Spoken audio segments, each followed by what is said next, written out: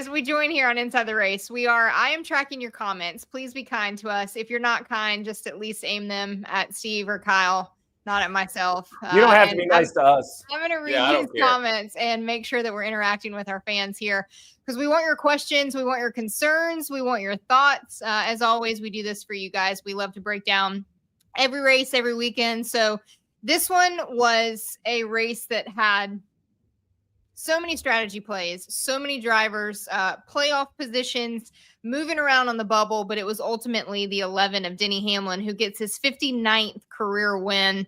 He is one away from that goal. Steve, we've talked to him several times. He wants 60. It's the number that he has circled. To me, in my mind, to get to 60 before the end of the year, that will be a championship for Denny Hamlin. What are your thoughts on number 59 and what this means for him? So for DH, I really think that, everybody asks about the championship. And while he knows that's the ultimate goal and he would love to have one, I think he is so confident in his career that he wanted to set a goal that he felt like was more obtainable is the wrong word, but maybe more in his control. You know what I mean? Yep. KP, like you have a lot of chance to win races, only so many to win a championship. So he threw 60 out there. And I think that was a genius move internally. Because I wonder if that's not the guiding light that Denny Hamlin's top form at 44 years old. Like, how does a guy do that? We've seen it. Both KP and I have seen it. Older drivers, the valve shuts off. And let me tell you, you don't get a warning. They don't, send up a bulletin and says, this is your last win. So Denny Hamlin had a little bit of quiet year a couple of years ago, and he's come back with now 5 wins. Look, I think 60 is going to happen. And I think if he wants to be a champion, it's going to take 60.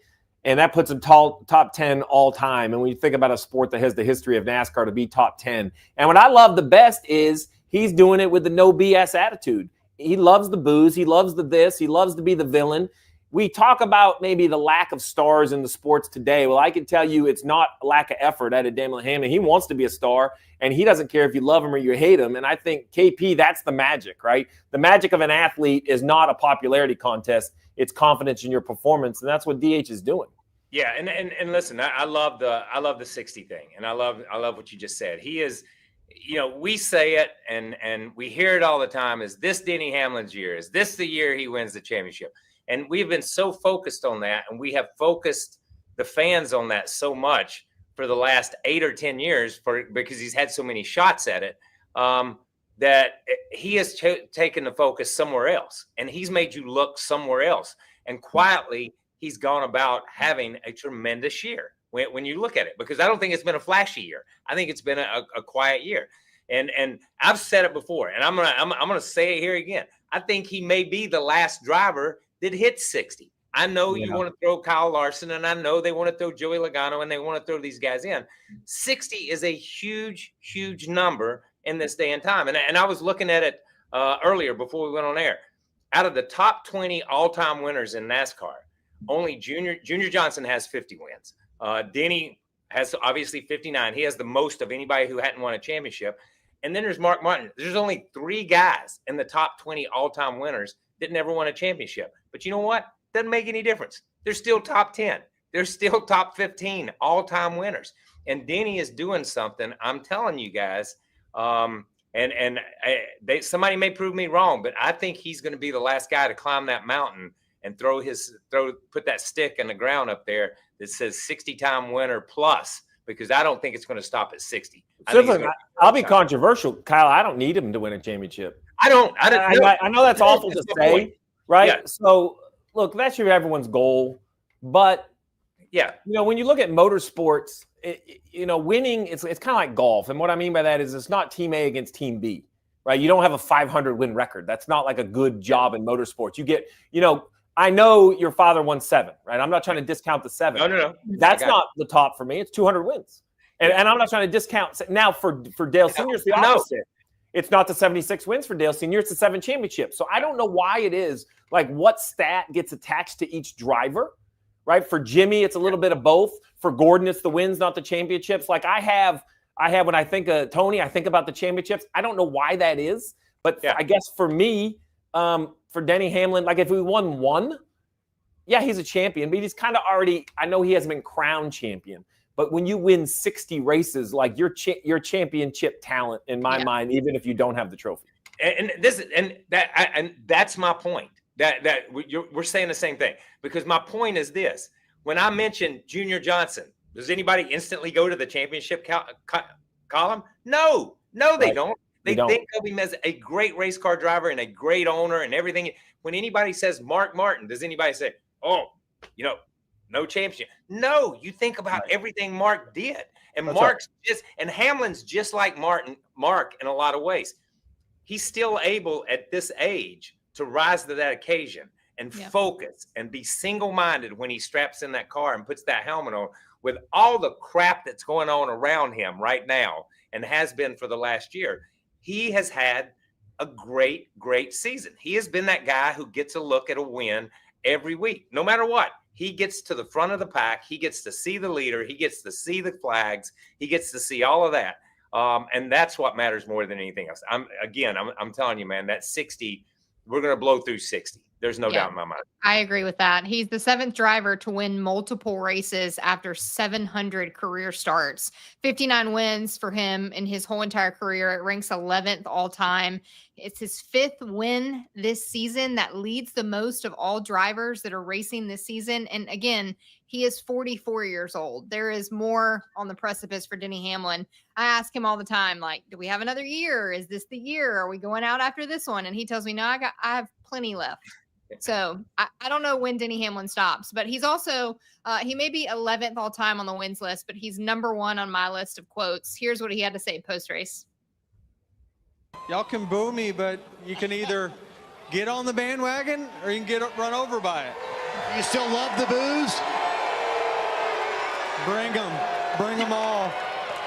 Denny Hamlin welcomes the boos, but you know what? He delivers with win number 59. Boos are just as good as cheers for the sport. It's about being passionate, whether you love or you hate him. And, we had I beat your favorite driver at Bristol that he said that was so good. And I just quoted it back to him for a year after that. And now it's, you either get on the bandwagon or you get run over by it. Steve, I just need competitive quote. I just dream about having somebody on the opposite side of the rivalry. So Earnhardt Gordon, Petty Pearson, we could go on forever. What makes that magical is there's 2 names, right? And right now it's Hamlin in the field. And I think he's doing his part. He's winning 5 times. He's poking the fans. He's poking the other drivers. We had Hamlin Larson there for a couple of years. And look, I don't think it has to happen for decades, right? I think if Larson and Hamlin beat doors at Bristol, whoever wins, that's all we need. It is a pile of dry straw, and there is fireworks all around it. It is only going to take one little confrontation to light the fan base up. And I that's all I'm looking for. Is the best rivalries in sports have 2 sides to them. And right now it's Denny Hamlin versus why not? Ohio versus the field. If I see more Denny Hamlin versus the world flags, I don't know who prints them, but man, they're flying private, because there was flags all over these stands. It was crazy. Yeah. KP, what did you think of the bandwagon quote? Yeah, listen, here's the thing. And this is what's fascinating. And I think we go back to what we were talking about earlier, where he has changed the focus. He has moved he's moved the narrative to a different place. And I love the fans. I love NASCAR fans, believe me. But he's messing with you, man. He is just messing with you. Yeah. He just gets you over, and then he pushes you away, and then he brings you back, and then he is just playing, and that is fun to watch. It is fun to watch. I don't care. I won't listen. This is the rivalry I won't Steve. I want Denny Hamlin, and I want Denny Hamlin. I want Joey Logano, because they've got to make one of them good. You know what I mean? And right now they boo both of them. They boo anytime. So you can't boo both of them and have a rivalry. So just, the fans would make one of them the star. But I mean, you want something like that. And you're exactly right. Denny has stepped up and took his place on the stage. He's taken his places. I'm here. Send somebody up here and let's have at it. Let's have at it. And I hope somebody rises to that occasion in these last 8 races, because that would be phenomenal to go down to Phoenix with a rivalry between a couple of guys. Yeah. Racing Insights, Denny Hamlin became the 5th oldest driver to win from the pole in Cup Series history, behind Mark Martin, Bill Elliott, Lee Petty, Jeff Bodine, and Cale Yarborough. So, I mean, we already know there's no doubt in my mind Denny Hamlin is a Hall of Famer. It is not going to take a championship for him to be hoisted into the Hall of Fame. But man, would it be fun to see Denny Hamlin get a championship and finally do it? Because I know there's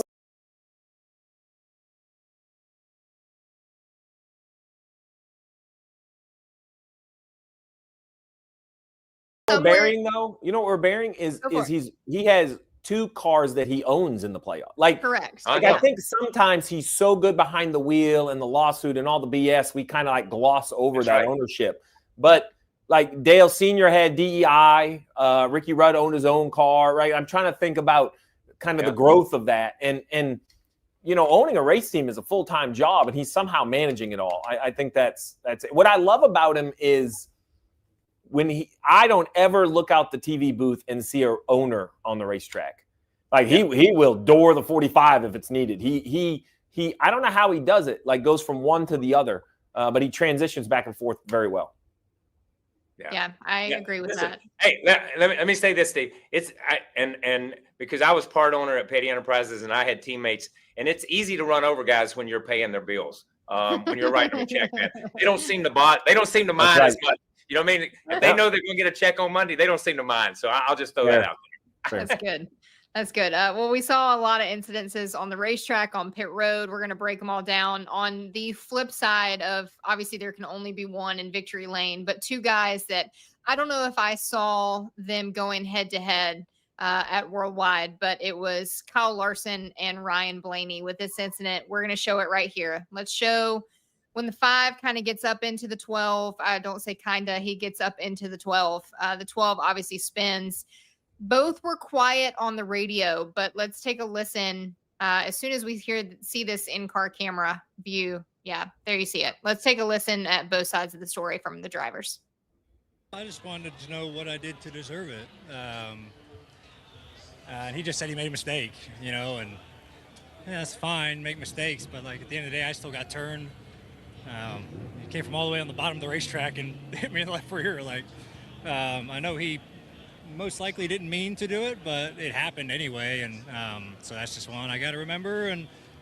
But I was happy we bounced back, like after getting turned around, and did a good job of kind of timing out where we need to be and having a good enough car to get back to Ford. So proud of the effort. Appreciate Menards and Pennzoil Ford for a good day and a good recovery, and go on to Bristol next week. I told him I messed up. You know, I wasn't meaning to obviously go in there and hit him. I was just the lap before I had got in there and got inside of him, you know, slid up, got to his door and got him tight and got to where I could race him down the front stretch, and was just trying to do that again, and was a little bit further back into 3 than I was the lap before, and just misjudged, you know, the point of where I wasn't going to get next to him and try to tuck in, and I just clipped him. So, yeah, all on me, but wasn't intentional at all. So I hope he understands that. Obviously, I hurt his day where you could have gained more points. But, yeah, all in all, I mean, outside of that, it was a great race for us. We had a great car. Just the restart when the 23 wasn't able to get going kind of, you know, messed our I think it messed our strategy up and whatnot after that. So that was unfortunate. But, yeah, proud of my team. Just a phenomenal race car, a place that we struggle at, style of track that we struggle at. So, yeah, looking forward to going to New Hampshire with this package and trying to, you know, build off of it and then, you know, just keep trying to do a good job in the playoffs and hopefully get to Phoenix, have a chance to race for a championship. Ryan Blaney rebounded to a 4th place finish. Kyle Larson finished 12th. KP, what did you see from the incident on the racetrack? So, you know, and listen, he just drove in there and ran over Blaney. That's what it was. And I understand what he's saying. I do understand, but you know, he misjudged. And Steve plays golf. You know, he used his driver getting in there when he should have used a chip and wedge. You know what I mean? I mean, he misjudged 14 clubs to get in there. He didn't hit Blaney. If you really watch the overhead view, Blaney's all the way already into turn 4. He's past the center of the corner when he drives it, when he gets into him. It's not just drive in and get into him going into the corner or to the middle. And I know what he's saying, that he got in there before and he got position. There was snowball's chance of getting position here. This going in here and getting up into him right here. We're already in turn 4 right here. This is reminiscent of, I hate to say it, Austin Dillon and Joey Logano. That's how far back he was, is what I'm trying to say. He's far enough back where he had a snowball's chance on this one. And he's a better race car driver than that. He is a better race car driver than that. We talk about how good he is. That was a bonehead mistake. And Blaney has every right to be upset about it. I don't think it was intentional. I'm not going to say it was intentional, but it was a bonehead. It was a mistake that we've pinned on some other young drivers this year that have made this same mistake, and he did the same thing. The $1 million question, I believe both of them, is should Blaney care? Should intention matter? Like, he was backwards in the corner. So, and a little bit what KP said, I agree with the assessment. I don't think he was mad at him. I don't think he wrecked him on purpose. Yeah, should Blaney care that he wrecked him on purpose or not? And Kyle Larson, 14 months ago, it was arguably the most impressive driver on the planet. How can someone go from arguably having a chance to win the 600 and the Indianapolis 500 on the same weekend to misjudging a corner that, like, by that amount of speed? I thought he did a nice job of explaining it. And look, I don't think Blaney's going to go attack him. It's just the simple thing of he took a lot of goodwill out of the Blaney bank. And when are you going to need that again? And it shocks me. I think it's a little telling on how hard Larson's pressing. That's my honest analysis. My opinion is that Kyle Larson, driving the best equipment that he had, he drove off the front of the pack early in the race. It was great. They have had a quiet summer. And I think that, I think there's something to this. I think this is Kyle Busch spun out all by himself. That shows how hard he's driving, right? Well, Kyle Larson drove in and wrecked the 12, making a mistake that I don't think Kyle Larson makes when he's winning 5 and 6 races a year. I feel like he is pressing. Yeah. And when you press, you make mistakes. And that's as simple as that. But look, I don't think there's recourse. I don't think there's this. If you're a Blaney fan, you should be pissed. If you're Ryan Blaney, you're probably mad. If you're a Larson fan, you hope he forgets it. But it's a pretty egregious mistake for who I think is one of the most talented people to ever sit in one of these things. Yeah. True. Lee Norton. Looks like something I would do. Looks like I'm driving this thing. No, it does I can't not. drive. No. Lee Norton in the chat asked, does Blaney pay Larson back later in the playoffs? So I don't think he pays him back. You know what he does is there's going to be a moment, and we won't even see it, where Blaney should or could help Larson out, and he doesn't. Yes. And it could be on a restart. It could be getting into a pit stall. It could be this week, could be next week, could be next year. It won't be once, right? I think the coin flip no longer goes to Larson until Blaney finally is mad at somebody else. That's how it would be if it's me, right? It's just kind of like when I was a crew chief on the pit box and you're pitting around other guys. There are guys that work with you and there are guys that take. And the people that take, you take back. And I think that's what this comes down to is Blaney's just going to be on the taking end. Yeah. Yeah. And you're exactly right. Mark Martin and I got into it a little bit, and I didn't appreciate something that he had done, and we were pitting beside each other at Bristol. And I just kept stopping short. So that my back bumper was hung across in his pit. And finally, after about the 4th stop at Bristol, they came on and they said, "Are we even yet?" You know what I mean? And I said, "We're not going to be even, but I'm going to let him up for a breath this week." You know what I mean? I'll let him up and that's exactly what you don't see that. You don't see it. You don't see him run you a little bit higher in the corner. You don't see him not give you the entrance to a corner. We don't see that, but that's going to happen. And it's until he builds that up again and that goodwill again, just like Steve said, he used all the goodwill with Blaney right now until he builds that back up and Blaney feels comfortable with that again. And we don't know when that'll be. And it's a tough time of year to be giving goodwill. Here's my thing. Say this happened like in May. Right. There's going to be a time in June where you let a guy go for 7th at Michigan, or you know what I mean? And you kind of give some spots back. But you can't really Larson. All right, let's flip it. What does Larson do? He can't care. And I know this is weird, but it's way too hard out there to care. Yeah. I think he needs to know that Blaney's probably not going to cut him some slack and he might drive that way, but you just can't care. You're going to have to put it in the rearview mirror. So that's the beauty of seeing the same cars on the same track every week. Yeah. Yeah. Steve, you mentioned too about the summer slump of Kyle Larson. We've been talking about it here on the show. I've been concerned about the 5.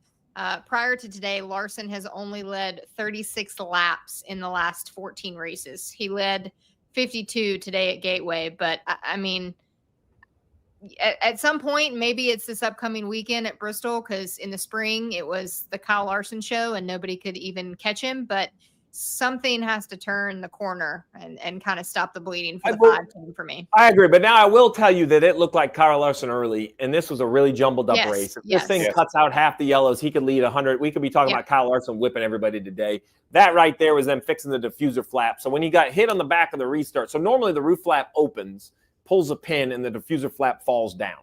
Yeah. None of that happened. This contact right here, which I can't wait to see this week. I'm going to ask to see this part. It somehow bent the mechanism, which had the flap fall. And what that does is really mess up the airspeed, kills the downforce. So it's a required fix from the 5 car. To be honest, I won't lie. It was such a chaotic race. I'm not even sure. I know they put the 5 behind. I don't know where he would have ended up without this. It was just so hard to follow everything that was going on in the race today. But at least there was a pizzazz from the 5. I mean, he drove by the 11 and drove off early in this race. Yes. So I'm with you. Next week at Bristol, it could easily be the Kyle Larson show again. Yeah. Hey, it could be the Kyle Larson, Ryan Blaney battle. I mean, they both run really good. Very well good. God, I hope so. Thunder Valley. 2 drivers pissed at each other. So epic. Yeah, agreed. Kyle Larson, he finished 2nd in stage 1 and he finished 4th in stage 2. So a solid points day for Kyle. Obviously, he finished 12th, so not points there on the final stage. But I want to look at the organization as a whole, because you had Chase Elliott, who was lights out for the final stage and found a ton of speed there. He finished 3rd. Then you had Kyle Larson. William Byron finished 11th. Kyle Larson finished 12th. And then Alex Bowman, who somehow managed a 26th place finish, but started 24th. I don't even know what happened in the 48.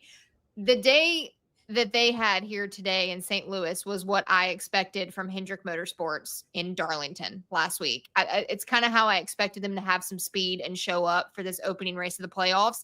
They didn't. They struggled. Everybody was like, what has happened to Hendrick? Where were they last Sunday? So, KP, for you, looking at these results, looking at how Hendrick Motorsports ran today, what did you think of the second race of the playoffs for them? Yeah, I think they showed up, and I think that's it. I think we all left. I think everybody left, including that organization, left Darlington thinking, "Oh my gosh, what happened?" Yeah, you know what I mean? Because I think they were just as frustrated, just as confused because of the performance that we saw there in the spring from that organization, especially the 24 car of Willie B, of those guys. So I looked at it and I thought, okay, they're and this is the thing. Here's the funny thing. If that had happened to some of the other teams, and I'm not going to say a Gibbs team or a Penske team, but a lot of times that'll happen to a track house, a Richard Childress race. They'll have a terrible, and it's like they'll come back the next week or they won't come back at all. You know what I mean? And it doesn't bother you because they just don't come back. You're not thinking they're ever going to come back. With Rick's teams, with Hendrick teams, you know they're going to come back. I mean, I listened to Sirius Radio and it was like, oh my gosh, man, there were people getting ready to leap from tall buildings with a single bound. Yeah, you know what I mean? I mean, it was like incredible. And I'm thinking, listen, people, have you not been watching Cup racing for the last 40 years? These guys rebound. By Monday afternoon, they've rebounded. They're ready to go again. So the best thing was they just showed up. And listen, I have picked William Byron or Alex Bowman to be out in the first round every year he's made the playoffs, and he's gone all the way to the round of 8 or the round of 4 every year. I picked him to go all the way this year to go to the round of 8 and be pretty decent and have a shot at it. And now he's not even shown up this year. So it's fascinating me with him this year. But I mean, they've just been way off. Look, we can make it as complicated as we want, but the simple fact to me is this looked like Hendrick Motorsports. The 5 and the 24 had great regular seasons. They had a mulligan at Darlington. They used it. They came here. The 5 had race-winning speed. The 24 was not quite as good in the race as I thought he was going to be. The 9 was better than I expected him on Wednesday. He looked as good as he did in practice. And the 48 is pressing to try to keep up in the playoffs. And I can be nice and I can sugarcoat it, but that's really what it looks like to me, right? And Alex Bowman made the playoffs. That was the goal. He did it with a winless season. And at Darlington, I thought it was just a lack of preparation behind pit wall, and they had a mistake. This pit road issue I have less of an issue with, because when you ask teams to pit in 9 seconds, things go wrong. But it's just a team that is pressing. Like, they're pressing to try to match the performance of the other drivers. I can appreciate what I saw today out of the 48. I almost appreciate, because it's a team saying it's now or never. Like, we're not going to pretend our back's not against the wall. We have to go. We have to go. We have to go. We made a mistake. They try to manufacture it. Yeah, I actually I was concerned on Tuesday, but it's the best raw speed out of HMS at this racetrack that we have seen now in 4 trips out here. So I'm with you, KP. I think Darlington now isn't a concern. It's the anomaly. They're back on track. Sails are back into the wind. Now it's going to be, they're going to lose one of their cars, probably the 48 at Bristol is my prediction. And then we're going to reset, re-rack, and do it all over again. Yeah. And I'll say this, and Steve hit it. Steve hit the magic button there, because Chase said it. We showed up with speed, and that's it. And speed solves a lot of things. Once you have the speed, then you try to control it. And they controlled it today. Yeah. Chase also had an interesting quote too, talking about how long the playoffs are. It's a 10-week grind. Yep. 1 week doesn't define a team. Obviously, it can set you back, but if you show up and kind of have a rebound week, which I feel like the 9 team did this week for sure, it can help him heading into Bristol. But that brings us to a segment here on Inside the Race called Playoff Pressure Cooker. We're going to bring up these standings here and what our playoff bubble looks like. We know we talk about these for the next 9 weeks. Guess what? We're doing it again, because Saturday night, we are racing under the lights at Bristol Motor Speedway, and it's a cutoff race. So we will eliminate 4 drivers from the NASCAR playoffs. Will dwindle down to the round of 12. Right now, if you look at that cutoff line, it's Austin Cindric and Ross Chastain right above it. Austin, obviously, with that 2 car, is only 11 points above the line, but then it's the 3 of Austin Dillon, the 88 of SVG, who, bless SVG's heart. I love Shane. He's so sweet. He had a rough day today. The 48 of Alex Bowman, and then Josh Berry, who he can't get past stage 1 to save his life in the playoffs. So KP, what do you make of the 4 drivers below, and how do they fare at Bristol? So I think they were eliminated today. Sorry. I just think they're out. If we look at Austin, we look at Shane, and I love that you say he's sweet. I like that. That's a great description. I just like the accent. It's so nice to hear a different accent than my own, Yeah, so I know. Hold on. I disagree with KP. Yeah. So I think the 3 car was eliminated showing up to St. Louis, and they leave St. Louis making sure that Chastain and Cindric eliminate them. They flipped the pressure in my mind. What Austin Dillon did today was manufacture points with perhaps one of the worst cars in the field. Yes. And I think what the 3 did is they gave themselves a big gulp of fresh air, because we heard Logano after the race. He feels better about 21 than he does about -3. Yep. But I think for Bell, Elliott, and Logano, it's on Friday. If they qualify well, they'll be fine. Chastain and Austin Cindric, 11 points. I think Austin Dillon could advance. And leaving Darlington, I said no possible way. But the 3 car raced and called a race today like they wanted to be in the play. Richard Boswell said, we're staying out. Nothing says we to stay out other than, and I quote, we are awful. The day is awful. We have to find a bright spot, and the bright spot are going to be some points in this stage. So I disagree with KP. I think that Barry, Bowman, and SVG, it would take an absolute miracle, but I think Austin Dillon has new lifeblood going to Bristol. Now, do I think he'll advance? I don't know, but he could. To push your hand on that, Steve, if you had to fill out right now, who is the 4 that gets eliminated? Do you have Austin Dillon in there? I have, I do. I have Dillon advancing and Cindric missing out. Okay. For no other reason than, you know why? Because Austin Dillon's like his grandfather, man. You cannot shake RC. RC is like as tough as if we're in a bar fight, hold my watch. I'm taking RC. That's right. Yeah, you're right. And here's the thing. I think Austin Cindric is going to go in protecting.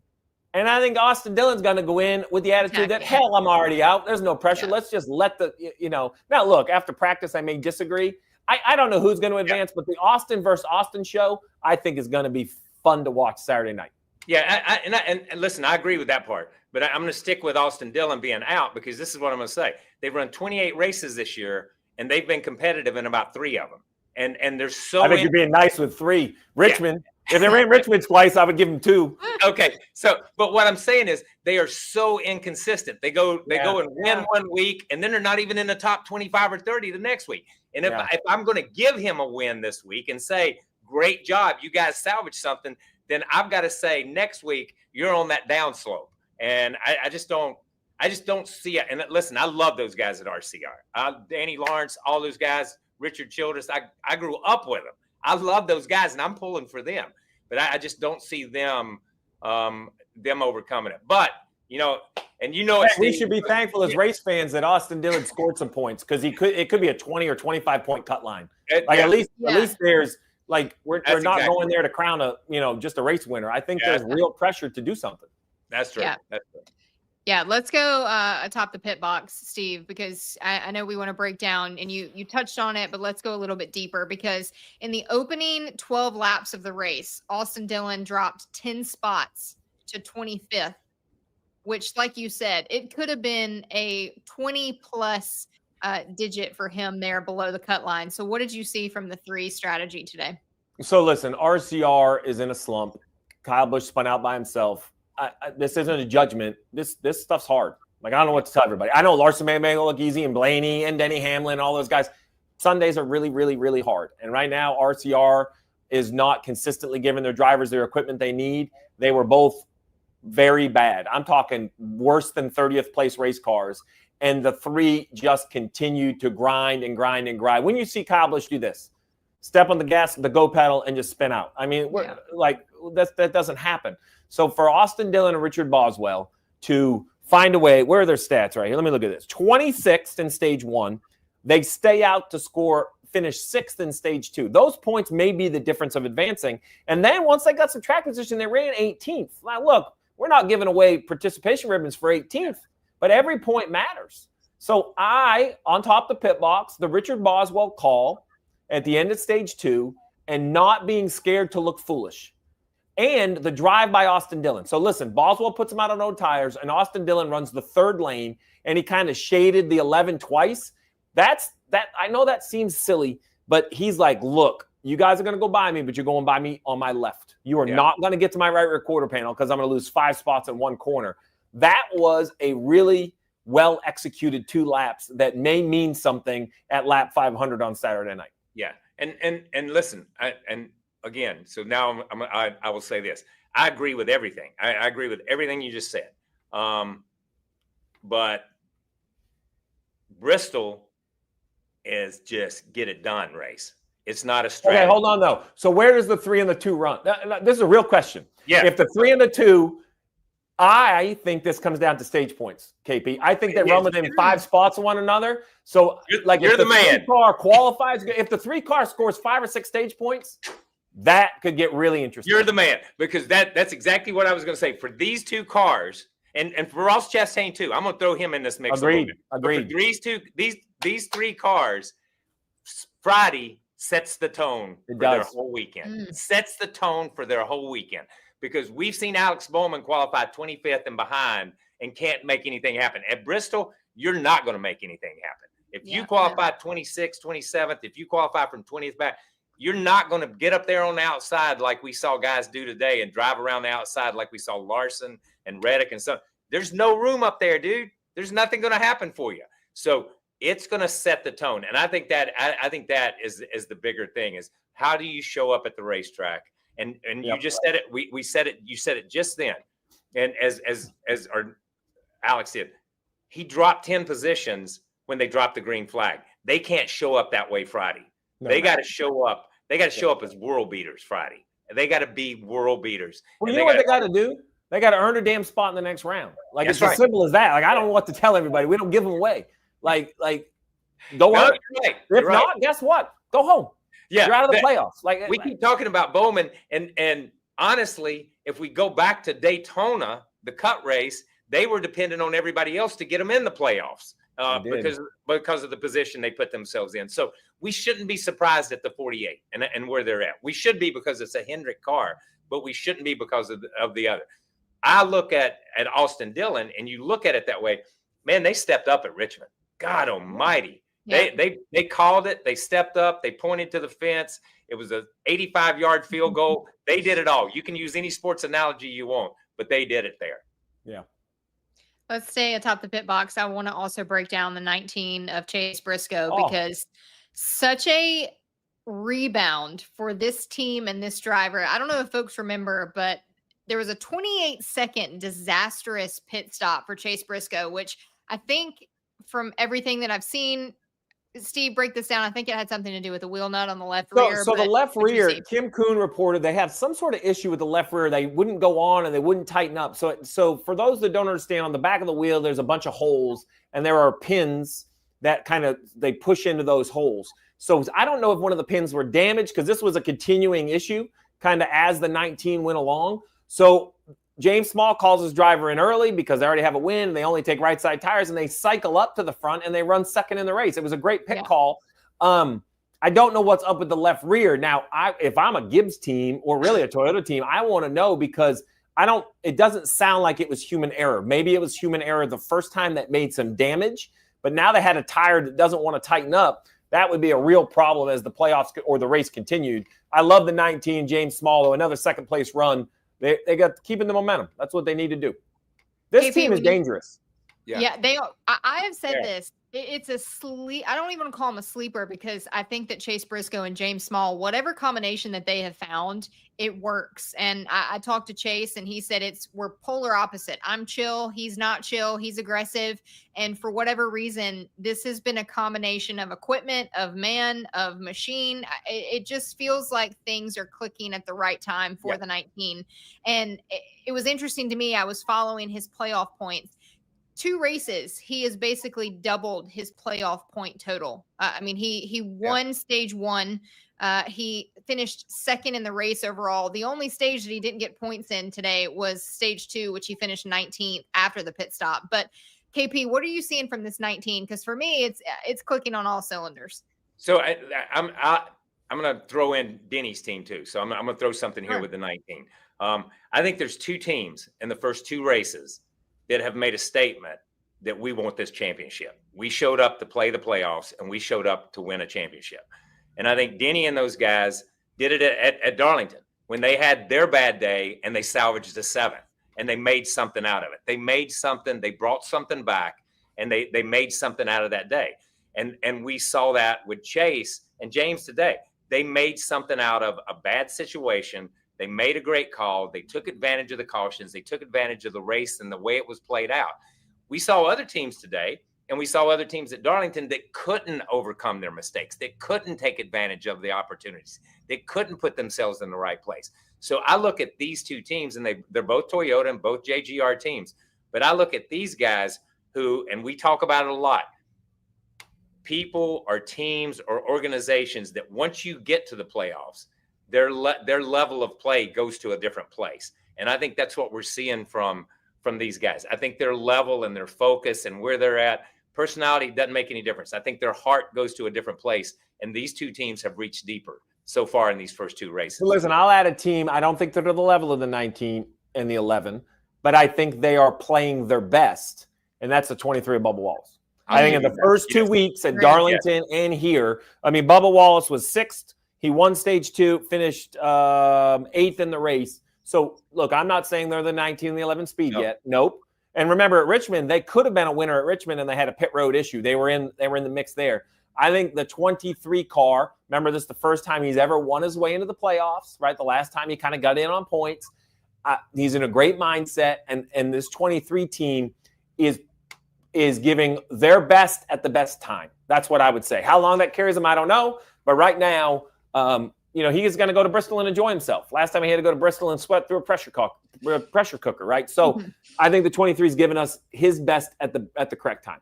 Yeah. Listen, I 100% agree with that because he's one of those teams that was in the playoffs, and we talked about Darlington, and you talk about certain things, and you say, okay, but you never think about him making it to Phoenix or being there. And he is making us talk about him. He is running and making the fans and making his fans love him, and they were going to talk about him and cuss us no matter what. But he's making everybody take notice of him. So yeah, I would put him. I don't put him with the 19 like you say, And I don't put him with Briscoe or with Hamlin, but by God, he's knocking on that door. He's wanting in that place. Yeah. Yep. Last week, my weekend winners here on the show was Toyota as a whole and how they showed up for that opening race. They got their 200th win as a manufacturer here today in St. Louis. They have led 515 of the 607 laps in the playoffs so far. They had 6 of the top 7 finishers last week and 5 of the top 8 today. They've won 15 of the last 22 poles in the playoffs, including the last 6.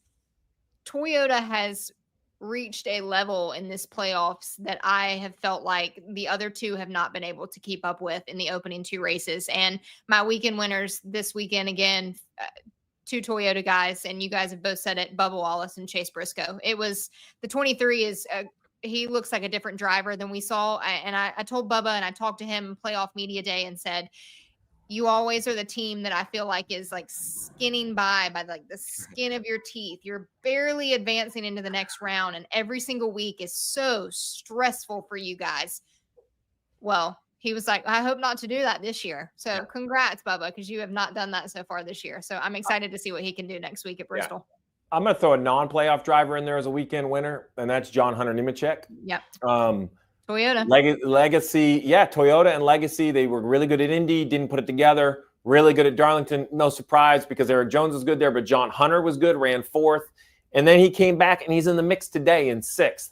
And you know, it's a building block, I guess is my point. I'm not ready to give him a trophy, but you got to find some wins along the way. And I think this is a back-to-back solid run for the 42. All right, KP, who's your weekend winners? Who are you circling?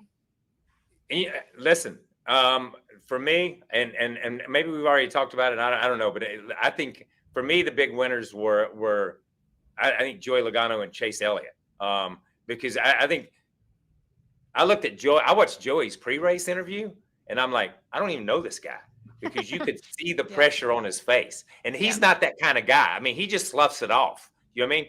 But I think he felt the pressure going into this race, that he felt like they had to make something happen. And he talked about losing control of the race when Denny got around him, you know, and losing control of the race.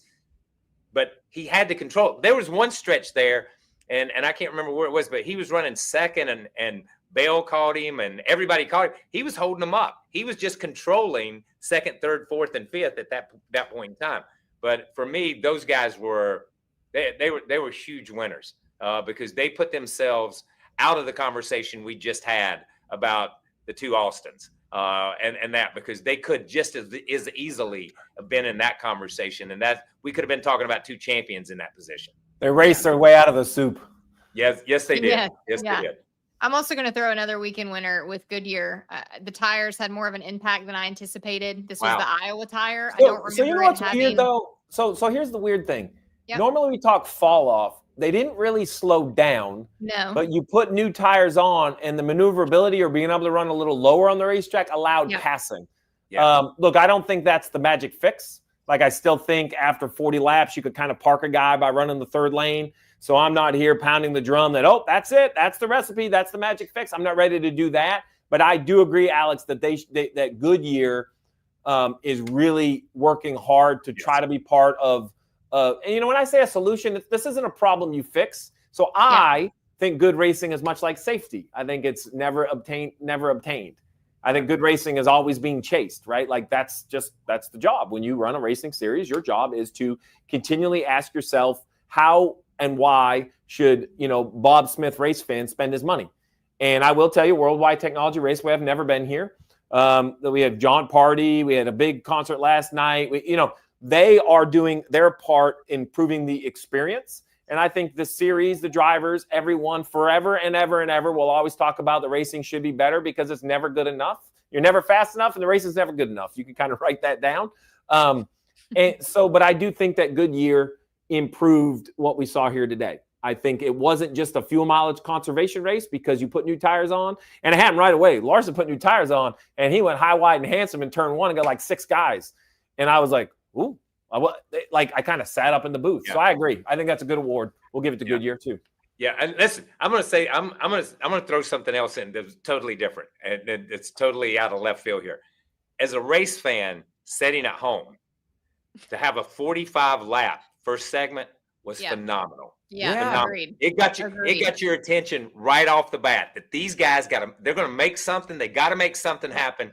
We didn't have that long stretch. We had that short segment, and I love that short segment. I joked to somebody, we just need to go more segments and have them be shorter and shorter and shorter, because it was phenomenal to watch these guys go at it in this first segment. So I think we were winners as race fans watching that segment. I'm going to tell you, though, this place is a Frankenstein, man. I've never been here, and I went around here in the pace car, and the corners feel like I'm at a short track. The straightaways feel like I'm at a dang intermediate track. We run intermediate aero package. We run intermediate tires, but brakes are an issue because it feels like a short track. Like, I don't know how you identify this place. It's really odd in a great way. It doesn't fit a category.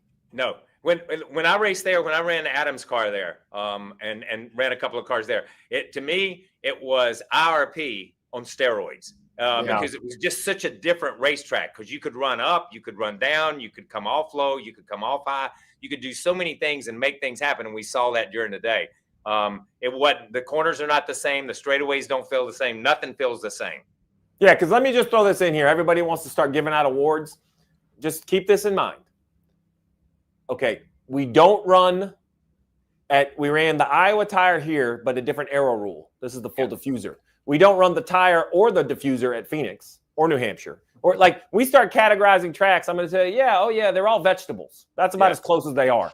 Like, they are definitely not the same vegetable. These things, they might be in the same, like the same food category, but they are not the same food by any means. Exactly. Yeah. That's a great way to put it. That is a great way to put it. D'Lo, let's toss up the playoff standings, because it is time for my favorite week in the playoffs. I love going to Bristol, but more importantly, I love when we have some cutoff races. They just amp up the intensity. It was intense today at World Wide. I was just aggressive driving. Obviously, we got the whole package deal there, but let's look at this final four right now, that the cutoff line below. Let's wrap it up for Bristol. KP, anybody from the bottom four that you think has a slim chance? Okay. No, there's no. Hey, so do me a favor. Let's flip it. Start at the top. Sure. I'm going to give you the Stevie handicapping of it, right? Okay, here we go. Two winners. I got to put my glasses on real quick. Denny, are we starting at the top? The top. We got Hamlin and Briscoe. They're in. Kyle Larson plus 60 in. Bubba Wallace in. Brian Blaney, no problem. William Byron, no problem. Reddick, no problem. Pause. Yes. Bell, Elliott, Logano should be no problem, but we have C shoulds. And what I mean is, if they don't hit anything or getting somebody else's thing, but someone can make up 20-something points if you wreck. Interesting. So, that's higher than I thought you were going to go, Steve. Yeah, so look, I think Bell and Elliott and Logano are through no problem. I'll even put Chastain at plus 19, but let me tell you, no problem becomes a problem in the blink of an eye at Thunder Valley. It's the world's fastest half mile for a reason, and it's not Talladega, but a wreck, rarely do we see one car wreck. Yes. They wreck, and a bunch of people get into it, right? Now, that's kind of my handicapping of the above. Then I look at, as long as Ross qualifies well, he'll be okay. I think Cindric is going to have a nerve-wracking day as long as Dillon makes it nervous.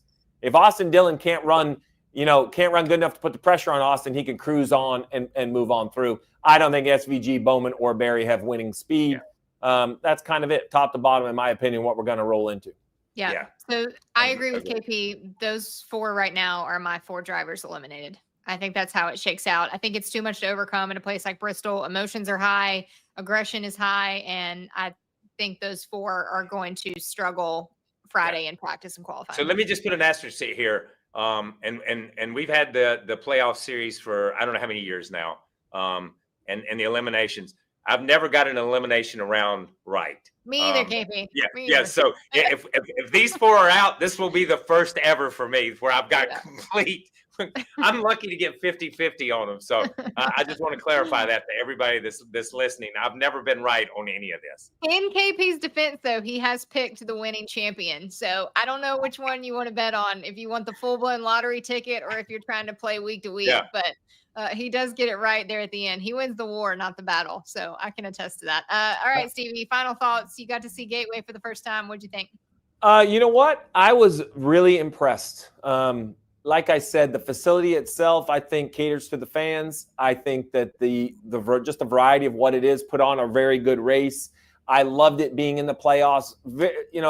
Variety helps me. I think we liked it in the spring. I think it belonged in the playoffs for a couple of years, and it probably needs to rotate out and something else needs to pop in. I just like seeing a variety of races. That's what we saw. The race was complicated, confusing, and had a lot going on. But I think it was a great test. And when we talk about the playoffs, that's what I want to see. I thought Darlington was a test. The test was very different, but the challenge was real. I was entertained. I can't wait to get to Thunder Valley. There's something about it when you drive down 1941 and you see that place on the top of the mountain. So good. You're like, that can't be real. Like, I don't know what that place is, but it's awesome. I want to see what happens there. Yeah. KP. Listen, I have been to St. Louis. I've raced there. And I love that place, but I'm going to say this. I love the fact that it is in the playoffs. I love the fact that NASCAR mixes it up. We went from the most traditional racetrack and the racetrack with the most tradition in Cup racing to a brand new venue, to a brand new place, to a brand new city. We've raced there 2 or 3 times, but it gave the fans there an opportunity to experience what a playoff is, what the intensity of NASCAR playoffs are. Wasn't just another race in the season, not just another baseball game in their 765 game season. It was the playoffs, and it gave them an opportunity, and they showed up. And I think the racetrack gave them an experience, and that's what it's all about. In the end, a great race on the racetrack, a solid race on the racetrack, and a great experience for the fans, and they'll come back every year. I will say, in the nicest way possible to Team Penske, it was nice to see somebody else figure out St. Louis besides a Penske car. So that for me was entertainment in itself, not having to watch Joey Logano or Ryan Blaney go 5 seconds ahead of the field, and it was lights out for them. So thoroughly enjoyed St. Louis. World Wide Technology, always great fan base out there. Love getting to that part of the country. But now go to the grocery store, stock up on some popcorn because it's cutoff week. We're going to have an elimination race under the lights Saturday night at Bristol. Stevie will be joining the folks there from Thunder Valley. Can't wait to get there. But as always, for Kyle Petty, Steve Letarte, and myself, thanks so much for joining us inside the race. We'll see you Saturday.